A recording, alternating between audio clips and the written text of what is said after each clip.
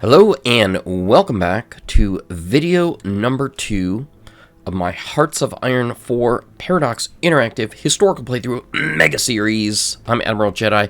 This is the second Hearts of Iron video and the final video of Portugal to Brazil, of course playing as Brazil. And we are going to fast forward to a date that I thought I had already set the timer on. January 30th. Let's fast forward to that now. On January 30th is the day when the deal for Companhia Siderúrgica Nacional was signed. So we are going to begin building this massive monster steel factory, which in the year 1946 would be done and would be the largest steel factory in all of South America. Where's it going to be? In Rio de Janeiro. Okay. So that is a part of the Good Neighbor program that we've already gone through in video 1. Where is it at? There you are. Where Vargas and Brazil have been trying to promote economic and technological growth and advancement in Brazil. And the United States has been trying to foster that in order to keep them on the side of the Allies and not pulled into the orbit of the Axis. We went through that all in video number 1.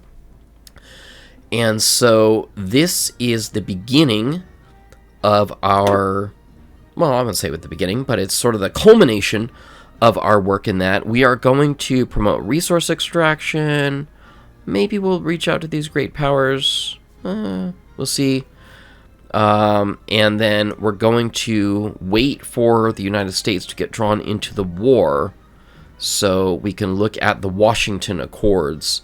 I could talk about those now, but let's go ahead and fast forward while Brazil grows and grows and grows. We've got a fair amount of construction going on. That's good news, which is exactly what they were trying to do. We are not involved in the war. The U.S. is not involved in the war at this point, so we're going to wait for the U.S. to get involved in the war.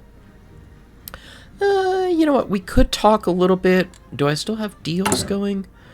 I should still have deals going with Germany, because that was indeed going on. So let's go ahead and re-simulate that again. We did this in video 1. So I've been buying planes from them, which is not historically accurate.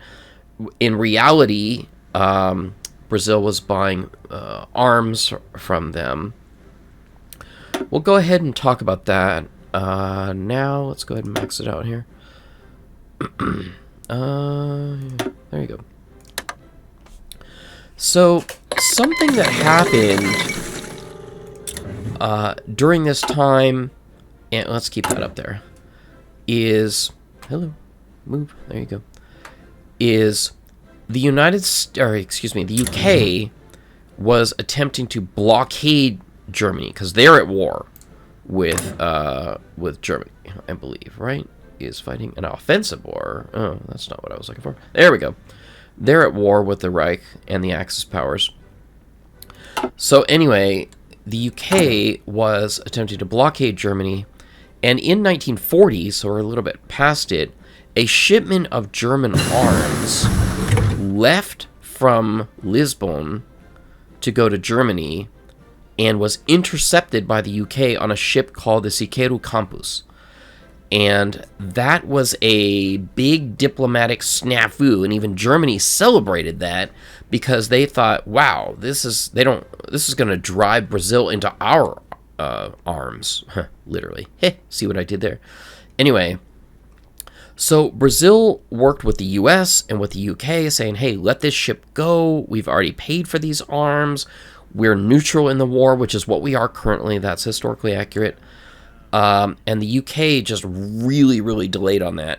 And Brazil had to try to work through the US diplomatic channels to get that ship released. And eventually that did indeed happen. Similarly, let's go ahead and see what the US can do for us. I've been buying from them. If they can get us infantry equipment, that is what we need. Where are all these?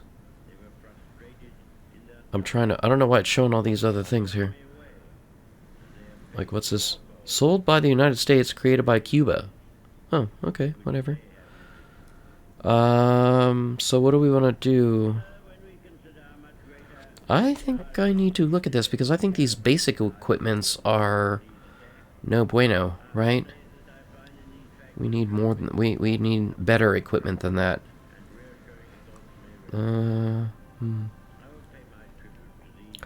Alright, let's just do it. I have no idea what I'm buying, but why not?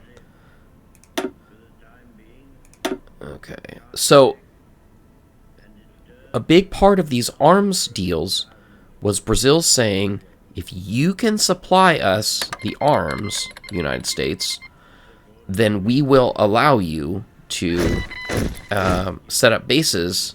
Oh, our offer of purchase was declined. They're like, meh, sorry. Well, I wish Germany would sell me arms, because that would be historically accurate. Okay, I'm just kind of out in the weeds here. This is a little bit of a minor deal. So it is historical. Again, not the planes, but the arms. And so let's get fast forward to... I think the next thing that we're going to hopefully see is... Well, not hopefully, but, you know, Pearl Harbor being bombed. Obviously, that's no good. But we will see the United States be dragged into the war. Let's see how that goes. Let me bring this back up again. I was kind of floundering around like, oh, is this bad equipment? Is this the right equipment? Etc., etc. And I am buying it because I think there's some historical accuracy here. That the Brazilians actually did have poor equipment. And when Vargas, Getulio Vargas, again, the president, right? When he paraded the Brazilian military throughout the city to basically say, like, yay, aren't we awesome? And we're going to join the war, woo! So again, it's not really yet, historically speaking. While they were on parade, some of their weapons were falling apart while they were parading. And that's like, ugh. I mean, that was really creepy. So I think to show that I'm, you know, buying inferior equipment... Oh, look, Germany's finally starting to sell arms. What do you know? Are they going to do it? Yeah. Alright, so we'll buy some nasty equipment from them to be historically accurate. Woohoo!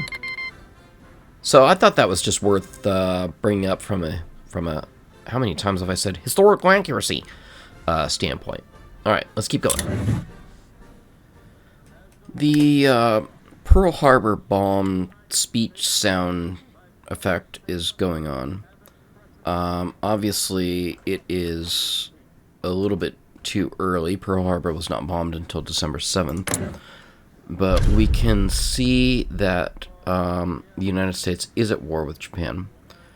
It does not look like they're at war, you know, with the Axis, with Germany, as of yet.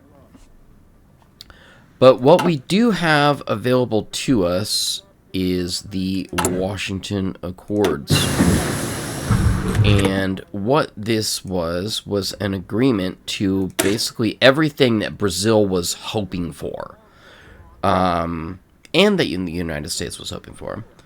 That the United States would be willing to lend lease with Brazil, supply them with military equipment. You can see that we have a major shortfall of equipment here.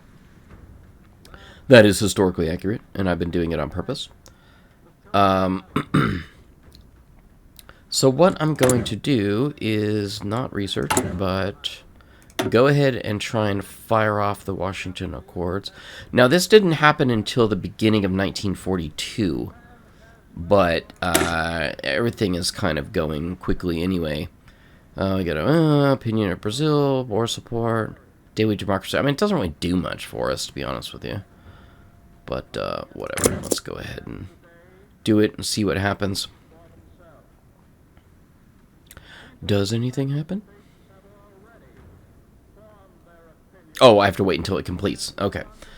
Something that did happen, and I can use this time, I'll just let the clock tick away, is a number of famous people, Hollywood people, began taking an interest at the United States government's urging and their own private urging.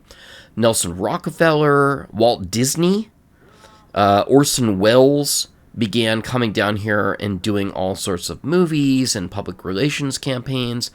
And really, the United States was really trying to keep Brazil as a large and powerful country on their side. And so they wanted people to come down here and show that it wasn't a backwater, that it was a beautiful place with a vibrant culture and a growing and thriving economy and industry. And of course, that's what it is, right? I can see. We thriving, we growing. And so those people came down here to basically say, yeah, isn't Brazil awesome? Yay, woohoo. And so there is something in here, I think a decision along those lines here. Import propaganda films. Yeah. So we may do that once we're actually go to war. But, anyway, how many more days do we have on this? I'll tell you what, let's just speed it up. Go, go, go, go. I could fast forward, but I'm too lazy to do it. Come on, 1, 2, 3, 4. Let's see what happens. Alright. So, they accepted. Alright, Brazil shall receive economic assistance from the United States in exchange for supplying them with resources, which we're doing, and a commitment to join the war when our military is capable. So we will go ahead and make that commitment to them. And for now, I'm just going to go back to working on my construction. Practically nothing else is historically accurate according to what I've read so far. Let's just see. They're still only at war with Japan. I'm surprised they're not at war with German Reich yet. Okay, so we are moving along. Now, in 1942, the pressure is now on... Oh, there it is. Okay, so they're part of it now. Let's go ahead and see that. Yeah. The pressure is now on Brazil to basically... And so we are going to go ahead and allow this now. Yes. That in exchange for the weapons that they're giving us, of course they're not really giving it to us. Alright, start Lend-Lease. We can support other countries who are at war by sending... No, we don't want that. We want this. We must be at war. Oh, alright. Well, that's kind of lame. But what I will do is just continue... Alright, I'm continuing to buy from them. That's accurate. So, Brazil was definitely under pressure at this point to cut ties with Germany entirely. And that didn't happen until around mid to late 1942. So we're going to simulate that. Well, we're going to do that and go ahead and fast forward to that time. And I don't know how we're going to cut ties with them. Let me think about it. Let's fast forward. February 20th, 1942. We're a little bit late. In January 28th is when Brazil broke off relations with Germany. I think the only way we could probably do that is with a trade embargo. So we'll go ahead and do that. Exports we make to them, reduce? Yeah, sure. Alright. Now,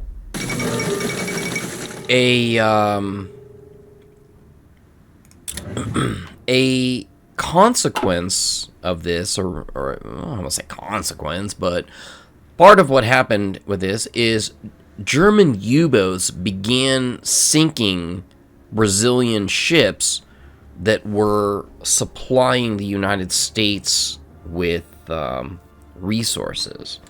And so in 1942, the first Brazilian casualties of the war occurred by way of merchant marines and civilians who were sunk in those ships. So that's no bueno. But unfortunately, Brazil does not officially join the war for many more years yet. In fact, there is an argument to be, successfully in my opinion, an argument to be made that Brazil joined the war too late. What I'll be waiting for, and this will be the only combat we'll see, is the Allied invasion of Italy. We're gonna participate in that. So I think there's really nothing else for me to do except get ready for that.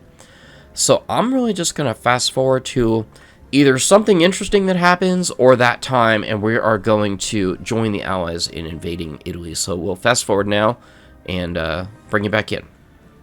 A little bit past where I wanted to be, which is August 22nd, 1942, due to the deaths and submarine attacks that I mentioned before, Brazil decided to join the war on behalf of the Allies. And so I would love to do that, except for they are not at all interested in me joining with them. So I did do a little bit of research, and there is an event which will fire if your convoys or ships get sunk by German submarines, which again did happen in the Central or South Atlantic. I don't know if anybody else has noticed this, but Germany doesn't use U-boats at all in the games that I've played. It's kind of like, huh? I mean, that was like the most famous thing, one of the most famous things that they did in the war. So the only thing that I can do is try to justify on an axis, and what I'm going to do is justify on Italy in La Toscana, because the most famous battle, which we're going to talk about a little bit more once we land, took place up here just north of Rome. Maybe it was in here, but let's go ahead and do La Toscana. So what I'm going to do is justify... Oh, I've already done it. Okay, I didn't realize that I did. So I justified against Italy, which should kick in like 30 or 40 days, and then I can go to war and join the Allies immediately. Let's fast forward. There it is. Justification of conquering Toscana. Finished. So we can go ahead and declare war now. So again, this actually happened on August 22nd. I'm not going to do call allies because I don't think I have any. And so we'll go ahead and do that. Let's go ahead and let a day go by here. And non-aggression pact. Okay, what I want is invite to faction. So here we go. We're now officially part of the Allies. I'll clear all this garbage out later. And there you go. Now, what I'm going to be looking to participate in here is this Operation Bull Lion. Now, whether or not I will participate in the actual landing, I probably won't. So, something about this, and I mentioned this earlier, and we'll talk about it a little bit more once my focus... When's my focus going to come up here? 20 more days for my focus to switch. So, what we were talking about, or what should talk about, and what I already did a little bit talk about, we're going to talk about again, is there is some case to be made, and accusations were leveled that Brazil entered the war too late. So I will not move my troops over here in preparation to join their landing, but I will move my troops over once they land, and we'll talk about that battle that Brazil was involved in. But first, let's fast forward for another 20 days. Got a free national focus now, and what we're going to do is this one.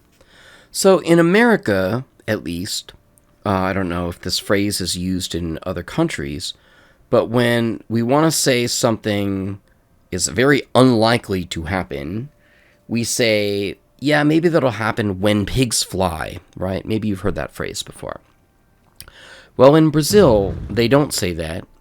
Or at least didn't say that. I don't know what they say now. They say when snakes smoke. So it's kind of the same thing. And American officers and European officers were so in doubt that Brazil was going to be able to successfully join the war and get their troops across the seas and fight effectively, that they would accuse them that, yeah, when snakes smoke. And so Brazil, in my opinion, had the ultimate revenge on that, And they made this patch that you can see here. And one or more of their units, they decided to call Cobras Fumantes smoking snakes. And so I just thought that was hysterical and awesome. And so we're going to spin up the smoking snakes here and get them moved over as soon as the front is, as soon as the landing occurs and as soon as the front opens up to help fight in Italy. And when that battle starts, we'll talk about that a little bit more. One other thing I'm going to do very quickly, and this is just sort of, I think I mentioned this once already, is we will go ahead and do this. We had to wait until we were at war, and that is the importation of propaganda films. I talked about that earlier, but we'll go ahead and do that from historical accuracy standpoint, and where all those famous figures, Orson Welles, Nelson Rockefeller, Walt Disney, came into Brazil and made all these propaganda films in there to say what an awesome place Brazil is, and I have to agree. After playing Brazil for a while, I think it's kind of cool. So that's it. We are getting close to the final segment of this, where we're going to bring the Cobras Fumantes in and go to war. Things are moving along with the Allied progression here. Oh, Free France. Okay. Well, they made quite a bunch of headway here. Okay, that's good. But obviously I'm focused on Italy. So the biggest involvement, most famous involvement that Brazil was involved in was the Battle of Monte Castello. I think that would be Italian, right? And I think that that's in this area here. So technically it's La Toscana, probably the northern side of it. Let's get away from all that noise. And Brazilians were said to have fought very valiantly, very bravely, but also a bit recklessly. So they suffered more casualties by just kind of gung-ho. They really wanted to prove themselves like, no, we belong in this war, right? Neither of these two gentlemen, Dutra nor Goiás Monteiro, were on the ground. Instead, was led by the General João Mascarenhas de Moraes. I just have a small portion of a division led by General de Moraes. I should probably get some more people over here, but I think I'm going to not do that. Landings are starting to take place. They've failed. I'm not doing the landings for historical accuracy's sake. And then this advance from Sicily to the main body of Italy is predictably going horribly. I tried doing this as the United States, and that was a nightmare. Sucked.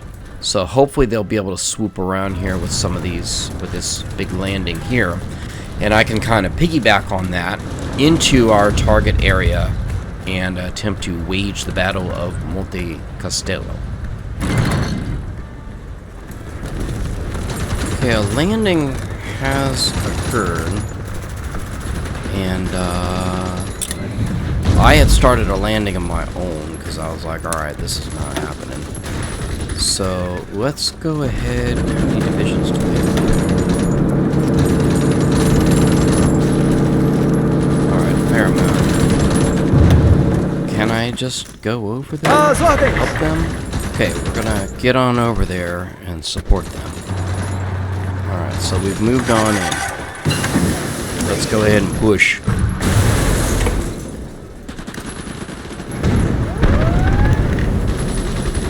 So what I think I'm gonna do, because I really don't know how to play this game properly, is let's go ahead and draw an offensive line here. Okay. And we'll just see what it looks like.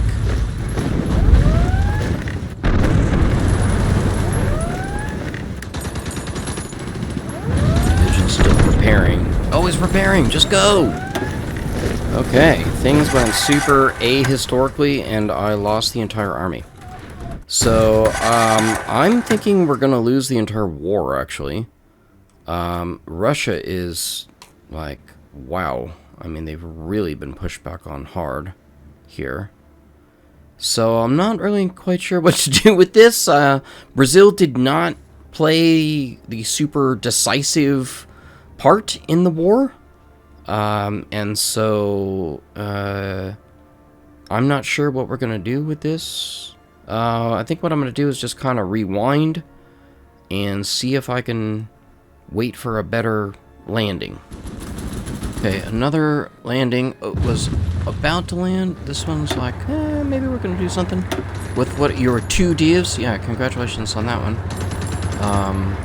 So I'm trying another one at this point with my full army to try and land up here and once again assist. I mean, these numbers are like, if I'm reading this right, 81 divisions of the UK are here.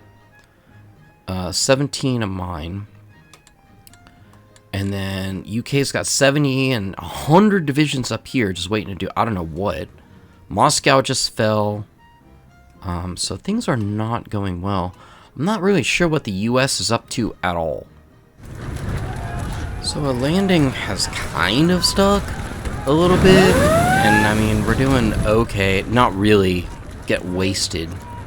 I'm losing badly. This is historically accurate. It's around where it took place, except for the Brazilians did win here and defeated the, well, I mean, with help, defeated the Italian army, and ultimately helped secure the fall of Mussolini, and then began doing battle with Germany here.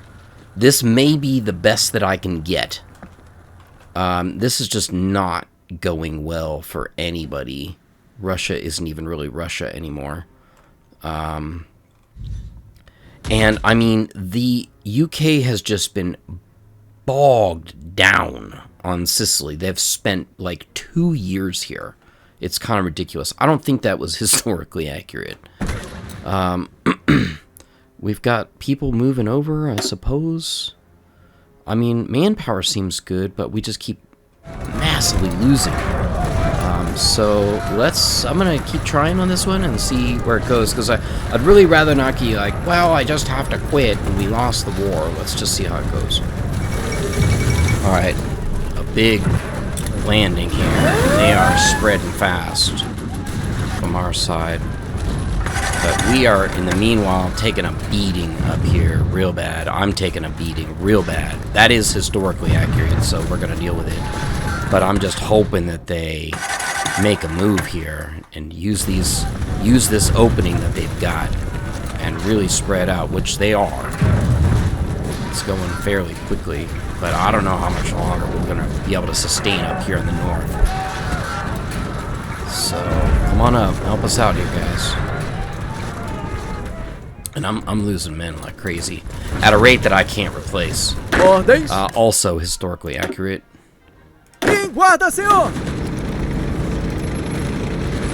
Something happened to our advantage, but I think they took Rome. So Italy fractures into civil war, and I guess Mussolini has been deposed. Which is historically accurate. And again, we did help that. Now, this is the wrong area, but I am feeling like I'm doing my job here, man. We're taking a beating. We're holding... I don't know how these guys are surviving up here while people are moving up slowly. So, even if I lose at this point, I'm going to kind of feel like... Now, did we just get pinched? Look at that. Completely enveloped. Oops. And I realized my dudes won't move to me because I don't have a naval base that they can land on. So it's like, okay. I mean, I guess I should at least, like, put a spearhead or something like that to there. And then see what the chance is. You know, we can at least hold and prepare for it. Oh, the chance is looking good. Let's go. Let's go. To the water. To the water. Get us to the water for Monte Castello.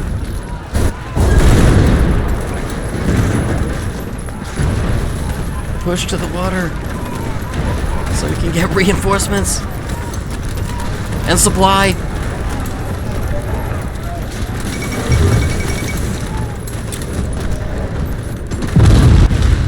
Or not. This stuff just never works for me.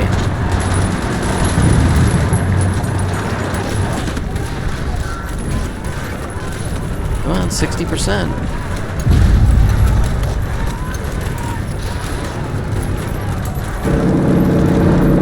Uh-oh, we made it to the water. It worked. Yay.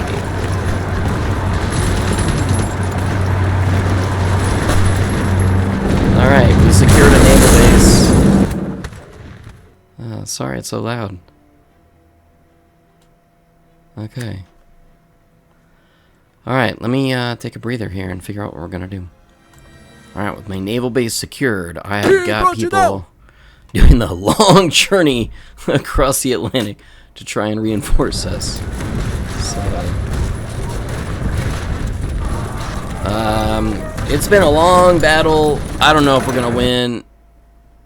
It's looking kind of good, I guess. I'm gonna get this wrapped up because I want to announce my next video. My next mega series. And it's quite related to these people up here. Just a little hint. There you go. Alright, let's pull back and get this wrapped up. I'm not really sure what's going to happen here. There's been a lot of back and forth. Which, of course, war is war. War never changes. So, this is it. I'm going to do one last thing. Which, I don't know, is a little bit sad for me, given that I played so much with this guy. That as the war began to wrap up, people put a lot of pressure on Getulio Vargas to hold free elections. And he was making a lot of promises and a lot of, yeah, sure, we can do something like that, but maybe. And ultimately, they came to the conclusion that he was not going to support free elections. And so they ultimately deposed him, which is what actually happened. And we might as well let the war go on here for a little bit. We won't need to go through all this. So let's just fast forward to it. I think there's a little bug here. It says depose Eurico Gaspar Dutra. So that's not really true. Instead, what happened is it's Dutra who became the first, well, the president following Getulio Vargas. So we're going to go ahead and declare the war portion of this over, even though it is raging on. And I just want to thank you for watching this very long and intricate and interesting, and yet ultimately sad because we haven't won the war yet, and Vargas got deposed. So what we're going to do is just rewind a little bit back to the days of coffee and milk, and then we're going to rewind even further back to the days of exploring this big new continent, and then we're going to rewind even further and head back across the Atlantic Ocean to the country that we started at. And then we're going to rewind even further and remember that we pushed back the Muslims and pushed south to form this country of Portugal. And we are going to start a brand new mega series starting from Crusader Kings 3. There is no country to country. It is only, and let's head east, let's head east. Let's head east. It is only the Paradox Interactive Russia historical playthrough mega series. I am very excited for this. I have purchased 11 books at great expense to myself. And so we're going to roll it on back to Crusader Kings 3 and start this whole journey all over again with the different country of Russia. Thank you for watching. Thank you, Brazilians and Portuguese who watched and possibly enjoyed segments of this video. I found your country and your history to be very interesting, very enjoyable, and I'm looking forward to learn more about Russian history. We'll see you then.